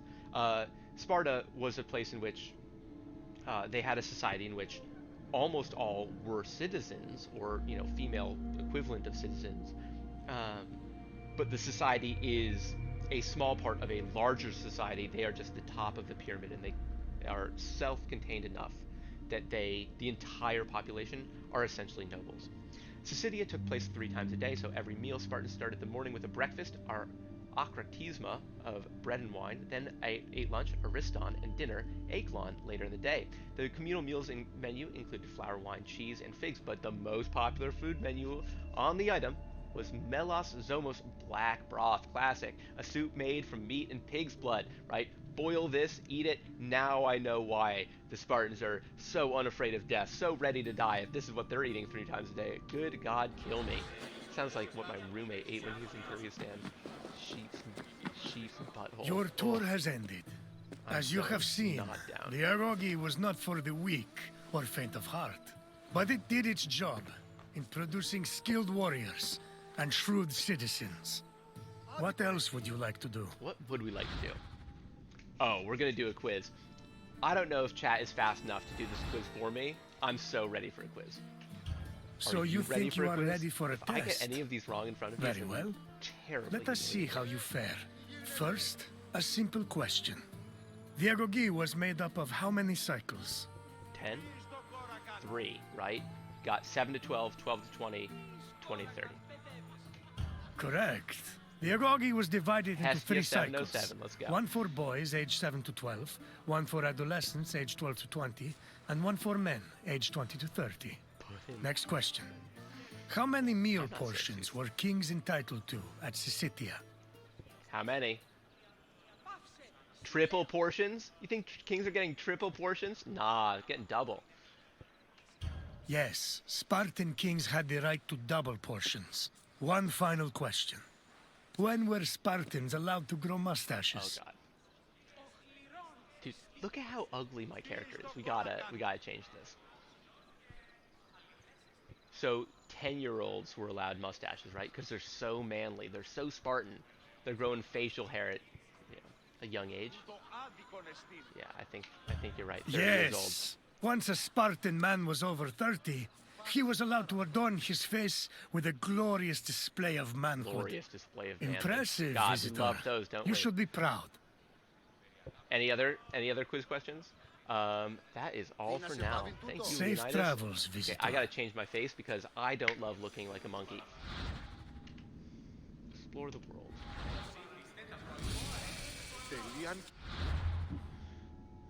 Characters.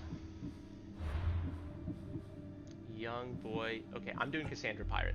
That seems like the coolest thing I have. Oh, Brasidas? For real. Like, we gotta do him. This guy died at Amphipolis. Peloponnesian War. Super dope. Looks cool. Ooh. Looks very cool. Love that. We've got that weird, that cool blade thing around. We got Anakin, end of Phantom Menace with that gross-ass rat tail. That's what I'm talking about. That's the warrior hairstyle that I want my culture to have. Well, okay, let's be real. Not really, but it's better than what Anakin is rocking.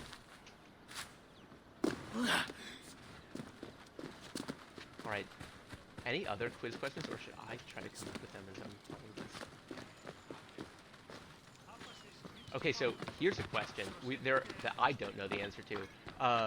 There are two royal lines in Sparta. There's the Aegead line. Does anyone know the other one? I just remembered it, actually. I couldn't remember it. Oh, love it. So painted statues. That's a great thing that Assassin's Creed does, is all the statues in this, all the friezes are painted. Anyone know? Europonted line. That was too hard of a question. The mountain fortress that the Messenians fled to all those times. What was that? Europonted. Good. I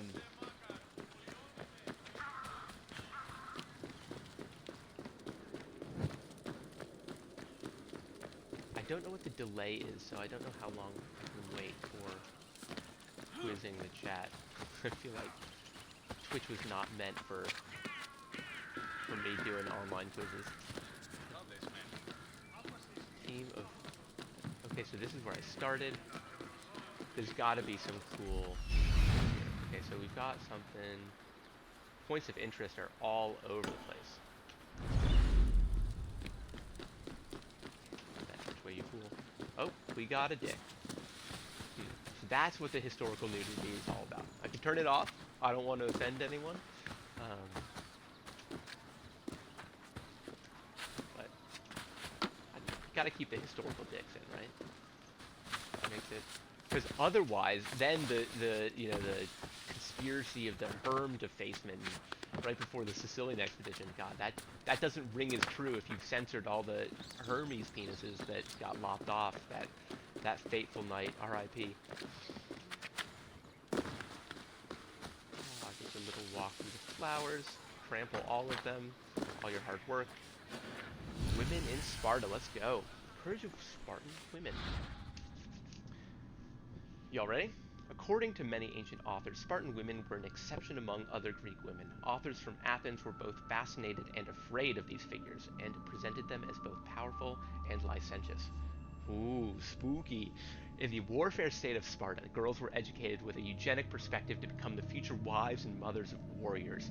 According to Queen Gorgo, they were the only Greek women who gave birth to real men, and were the only ones who commanded 2 men. This famous sentence showed the authority of Spartan women in their city. In addition to their desire for strength, gymnastics and sports were also emphasized in education to make the young women attractive enough to marry. This included being well versed in music, dancing, singing, and poetry. Spartan women dedicated themselves to intensive physical exercise and led very different lives from their Athenian counterparts, who were completely locked away from society, which is an incredibly awful irony for this liberal founder of democracy. They also may have trained themselves to wrestle. One purpose of this training could have been for the defense of the city and of their children in the event of an attack on Spartan territory, which they at the very end were the ones, they, children, and old people, were facing down the Theban army as it invaded. So that was not a good look. Yes, you're supposed to, the Spartan men are the walls. Ooh, photo mode. I can take photos. Yeah, Spartan men are supposed to be the walls of Sparta, not the Spartan women, and that's what ended up happening. So this is the leader house. So I assume that means this is where the king lives? Could be. I'm kind of hoping that playing a game like this is going to get me better at spatial awareness. And that it's actually going to help me navigate the world, because, man, am I terrible at this. Behind the scenes. Let's take a look. Fearsome and formidable, these warriors are unmatched throughout Greece and the known world. These character studies by artist Fred Rombo show the different types of warriors the hero will encounter in Sparta, from the heavily armored brute to the more nimble spear-wielding fighter and the brawler replete in gold armor and a heavy ram's hammer. So, this is not historical. Looks super cool though, and I'm all about it. Why not? You know, it's okay to make history a little different. And that's why I don't get to teach history, because I have too much fun with it. See, this is a dope temple. Red and black, great color scheme, old as time, and that's what they're going for here in Laconia. Hey! Up some stairs. Screw you, buddy. I know, I feel really bad about how much I brutalized the civilian population in this game. Oh, who we got here? Another dick. But is this Zeus? Like, yeah, we got a lightning bolt, but he looks pretty young, right? Am I wrong? Maybe not. Maybe that's Zeus again. Dionysus Colonatus. I need to start reading at the top of the screen. I do apologize. Dionysus with a looks like a lightning bolt. Maybe they just reused the Zeus. Yeah. Okay. Check that out. Woohoo! Oh, I'm sorry. Okay, well, you're also not letting me go past, so maybe you deserve it? I'm not sure.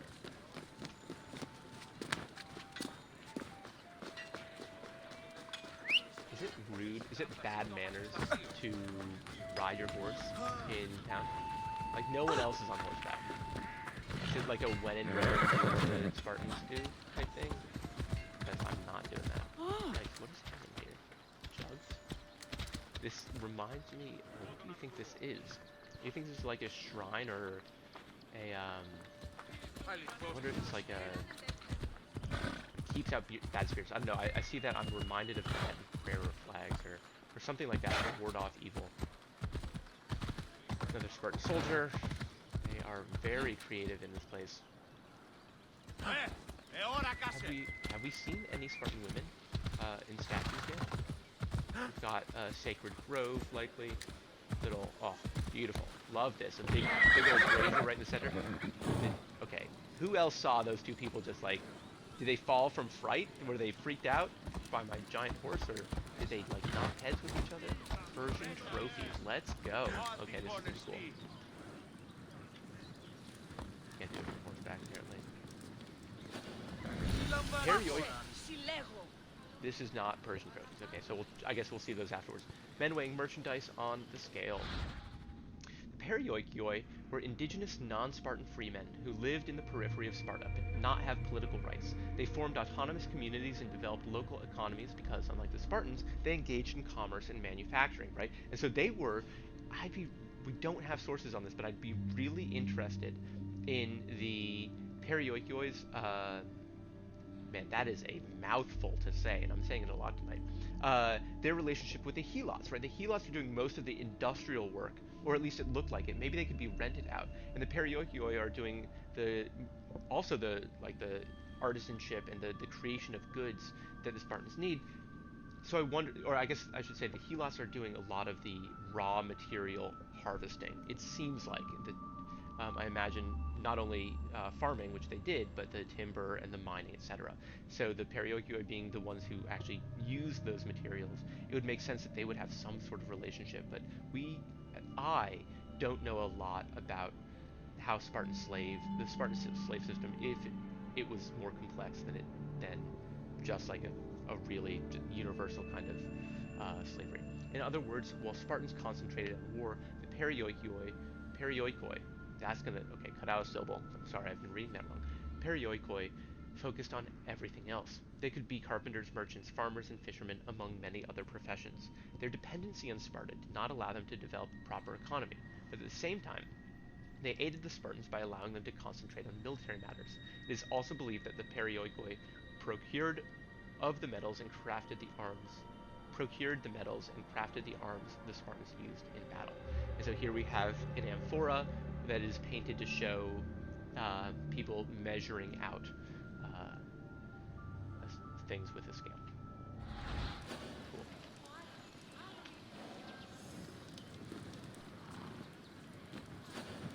Nope. No, I want to get on my horse. Let's see the next area of interest. Okay, so this looks like the way to the Agora. Oh, nice covered. Let me just climb up it. Cool. Is anyone looking at me weird? What is that guy doing? Climbing random doors. Oh. Some dude. Do you have anything? Persian trophies. Yeah, so... where were those? I didn't mean to see those. So the Persian trophies, they might be in here, are going to be are going to be a bunch of loot taken from the Persians in battle. Is this it? Or is this... This doesn't look like it. This looks like some shops. Not what I'm looking for. Okay, well... Hopefully we can find it. Boy-loving philosophers of Sparta. Okay, they might be. I think everyone was boy-loving back in Sparta. I don't know how much philosophizing they were doing though. Probably just... They strike me as like too jockey and brutish. They were smart though. Thucydides gives them some pretty sharp insight and wit. Man, I got to see one of the most intact Greek temples still today that exist today in Sicily, and it looked like that, or it's the same red marble. Very, very cool. 13 minutes? Nah, let's save this for later. Spartan politics. That could be honestly where we pick up tomorrow, or Tuesday. I'm not expecting people to tune in for all of this. Maybe a lot, but let's explore some more Sparta.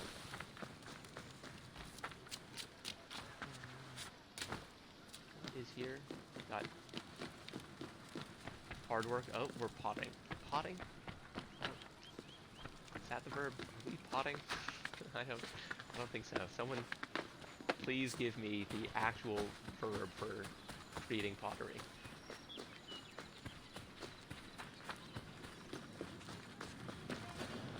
Persian pillars. Oh, let's go. This is cool. Red figure amphora. Let's take a look. When Pausanias visited Sparta's Agora, he described the imposing Persian stoa, a structure built to commemorate the Greeks' decisive victory over the Persians in the Greco-Persian Wars. Now, annoyingly, Pausanias is a historian writing about a time in which the Spartan king was also named Pausanias, because let's be as confusing as possible. The most prominent building in the marketplace is the Persian stoa, so called because it was built from the spoils of the Medes, which is what the Greeks called the Persians. In time, they embellished it to the size and ornamentation which it now has. The columns are Persians of the white stone, Mardonius, son of Gobryas, and others. So, red figure amphora depicting a warrior fighting against a Persian archer. So, yeah, you know who wins in a fight between lightly armored Persian archers up close against Spartan hoplites? Yeah, it's not typically close. So,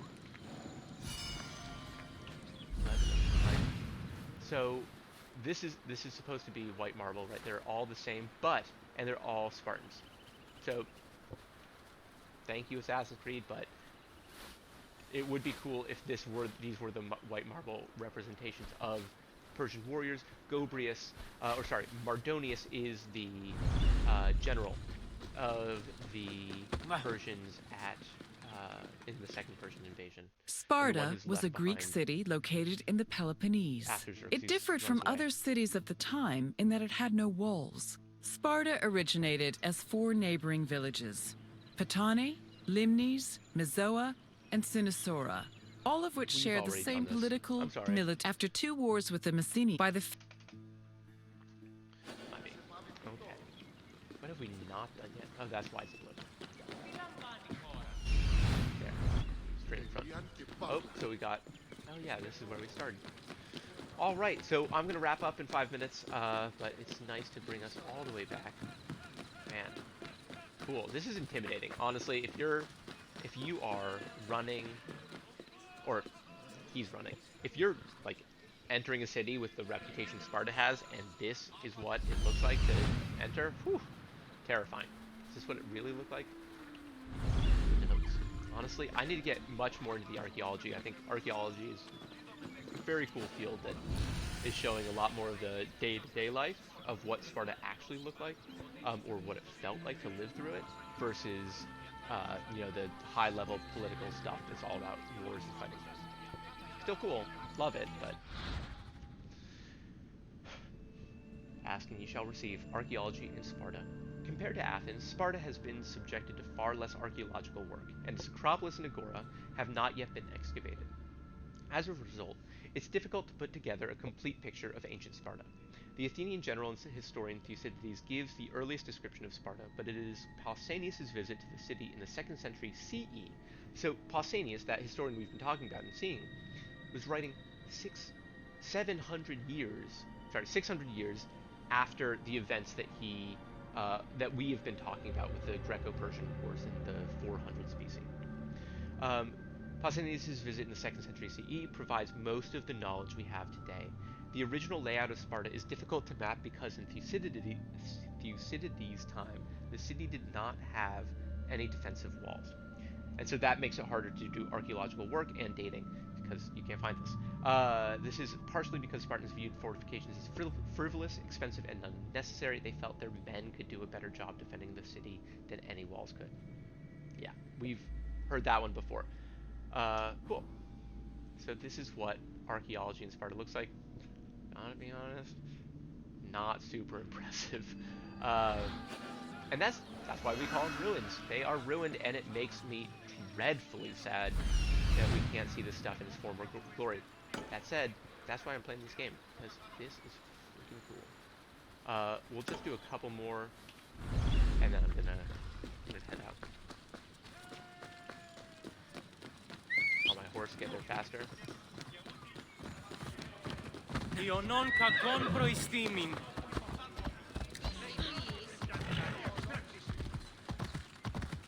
Send peasants fleeing from me.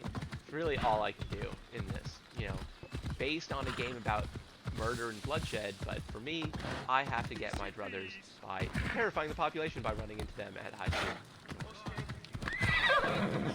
About my decisions, and then I get stuck. I mean, I'm okay with it. I've made peace with who I am as a person. Oh, 2 back-to-back? I'm a lucky boy. Archidamus. Oh, let's go. So we've both met him, but also we will meet him in class. Archidamus, in one of the Athenian general Thucydides' historical writings, that he described a debate between the Spartan king Archidamus and one of Sparta's ephors over whether or not the city should engage Athens and the Delian League in what would later become the Peloponnesian War. How cool! I know there are people in the chat who, like, literally, we had this debate in class.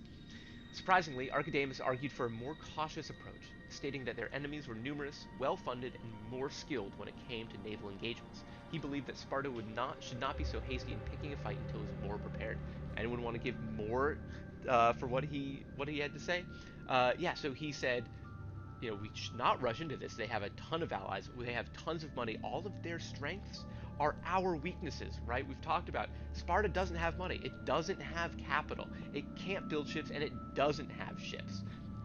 Athens, they're opposites. It's this crazy thing where they actually could have survived with different spheres of influence. They honestly, really, I feel like that it could have. Who cares, right? It's 2,400 years later. But it's also kind of like Germany and England. There were a lot of reasons that they should have been able to get along. England with its naval empire, Germany with its like terrestrial might.